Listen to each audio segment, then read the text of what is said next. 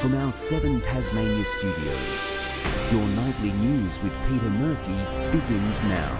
Tasmania Police could be given extraordinary new powers to use metal detectors in public places as calls grow for a crackdown on knife crime. 2 sets of parents who lost sons to stabbing attacks joining forces at Parliament House in a bid to remove weapons from our streets. Reid Ludwig was returning a trailer to this Blackmans Bay service station in 2019 when he was stabbed and killed by a 16-year-old boy wielding a large serrated knife. It's something that you wake up to every day and think, you know, it just could have been prevented. This boy didn't need to have a knife in his backpack that he could just randomly use. That's a feeling Brett and Belinda Beasley know well. Their son Jack was fatally stabbed by a teenager in Surfers Paradise.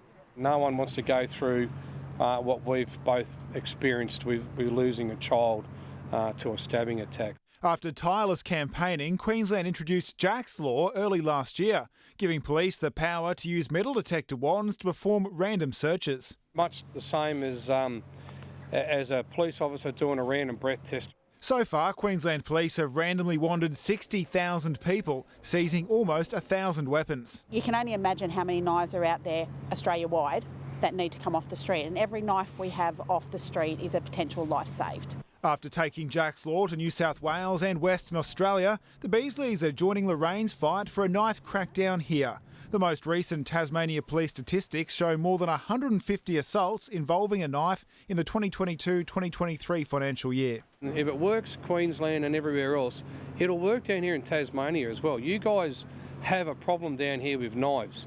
Queensland's Police Minister is flying down tomorrow to support Lorraine, Brett and Belinda as they try to sell Jack's Law to our Police Minister and Commissioner.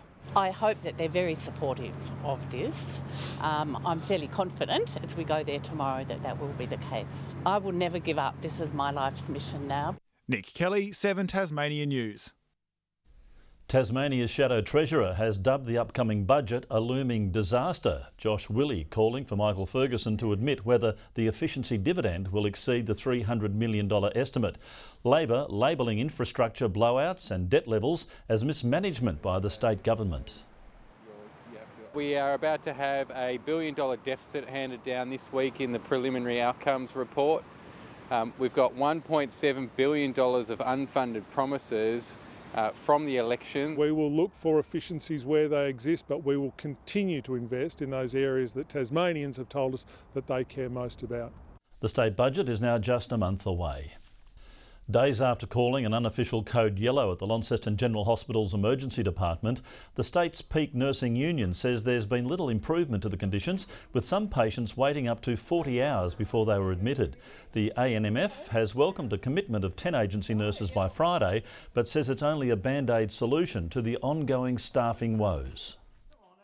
Those 10 agency nurses will assist, but of course there needs to be up around another 13 agency staff secured in order to even meet the minimum staffing requirements for the ODHED.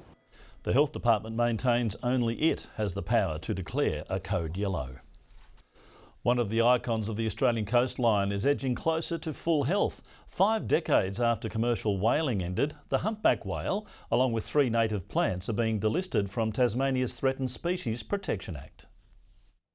Back from the brink of extinction, the humpback whale has been given the all clear, no longer listed as endangered in Tasmania. They're a major contributor to the ecosystem, and it's great to have these numbers back as they were before whaling.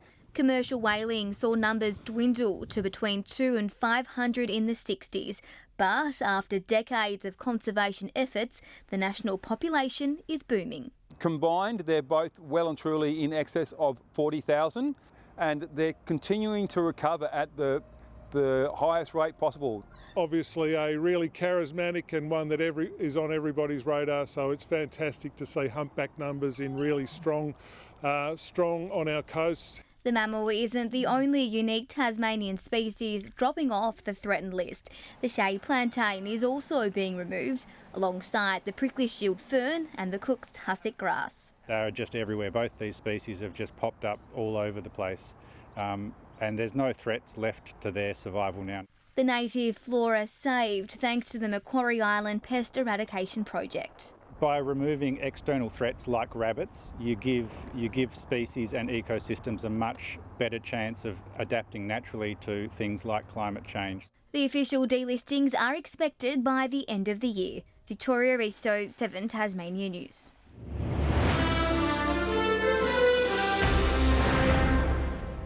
Tasmanian harness trainer Ben Yole has pleaded not guilty to an insurance-related charge. The controversial racing figure fronted the Launceston Magistrates Court this morning. He was accused of failing to maintain a policy of insurance with a licensed insurer between July 2020 and June 2022, which is required under the Workers' Compensation Act.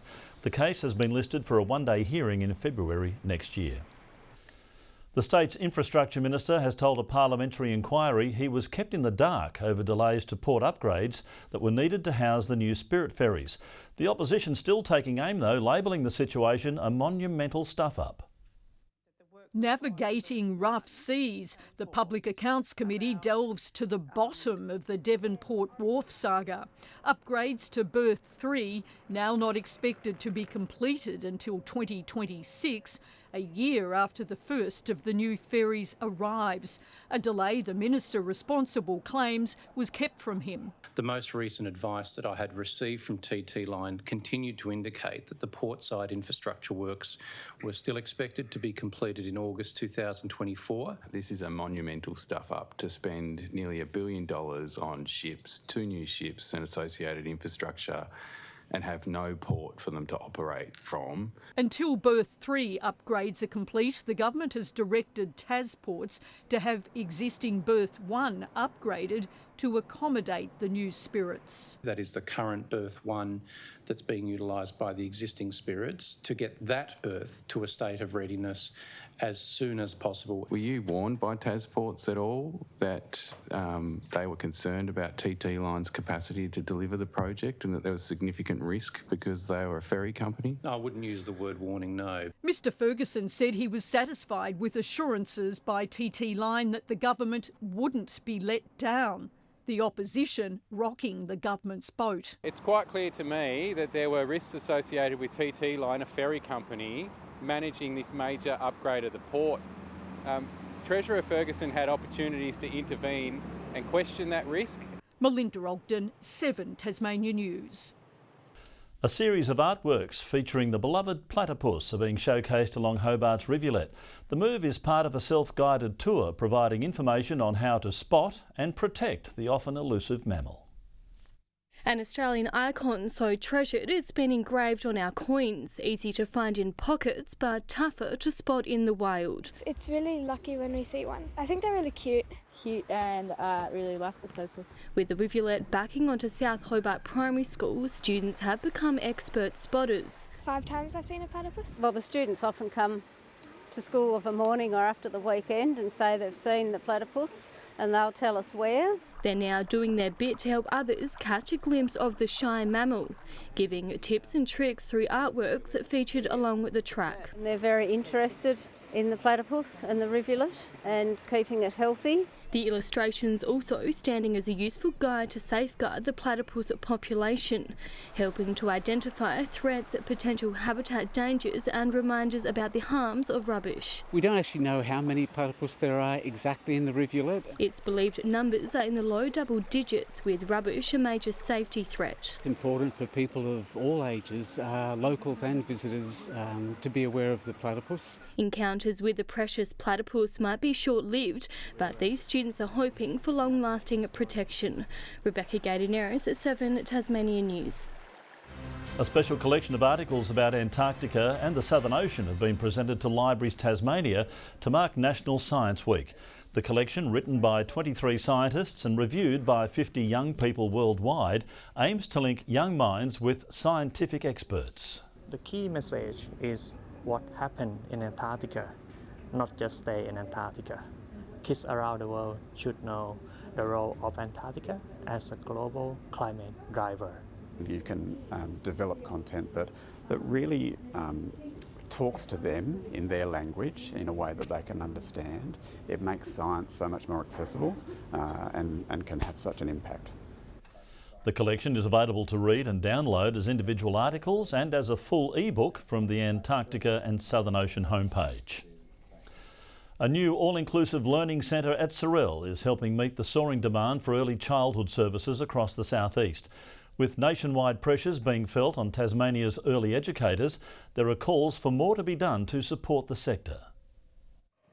The 17th of its kind, the one-stop shop leading the way for Sorell's mums and dads. Speech pathology, social work, psychology, we have midwifery, the CHAPS nurse operates from here, and we've got a growing number of service providers that are coming to Sorell. The Nest's Child and Family Learning Centre officially opening today, but 4,000 parents and their little ones have already stopped by since May. If they have any concerns just around their child's development or behaviour, there's a place to come where they can begin to ask some questions. A lot of dads who feel lonely and isolated, to get them out of the house with their young kids and to really be part of the community that we've created here. It couldn't come a moment too soon, with Sorell's population soaring, creating strong demand for more education services. We have to keep adjusting our thinking to make sure that the services offered by the community and the government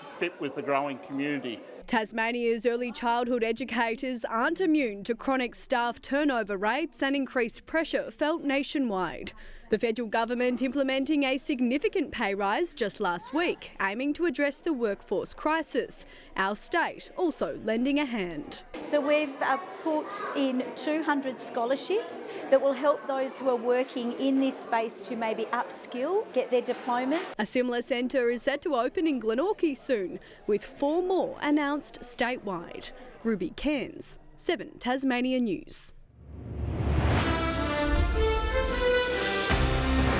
With the minor premiership stitched up, the Northern Bombers are now beginning to look ahead to finals. They might be undefeated so far, but rounding out the season with 2 of their tougher opponents, it's no time to let off the gas, especially while looking to avoid a repeat of last year's decider loss.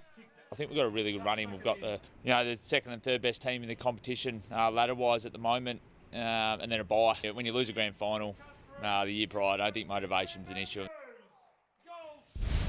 And after 45 disposals and 12 score involvements, Brad Cox-Goodger gets his second 3 votes in the Cripps Player of the Year. Lauderdale's Sam Tilley takes the 3 from their win. And Tyson Hanslow, the top vote winner for Clarence after beating Kimbra.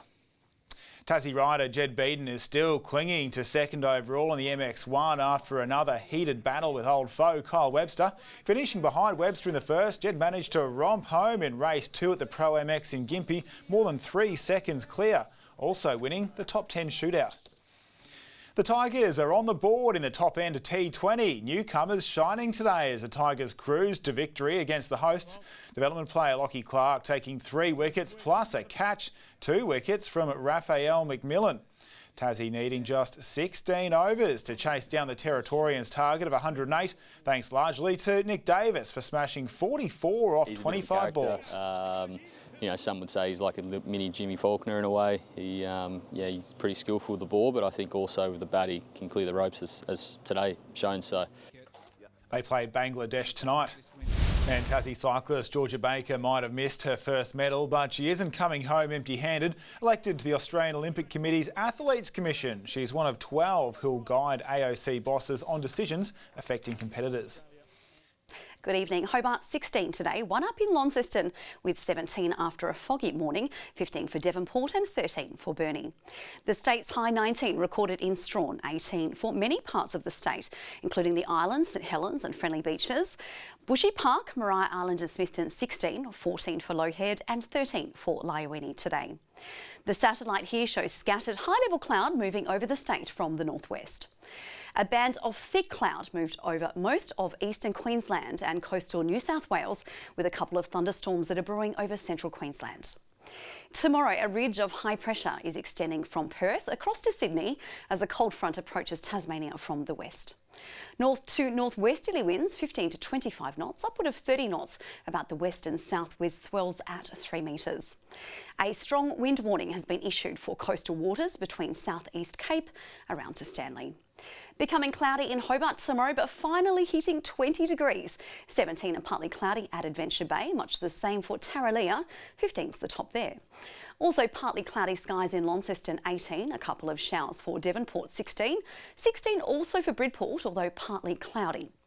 Showery across the west, Burnie 15, 17 the high for Strawn and 16 for Marrawall.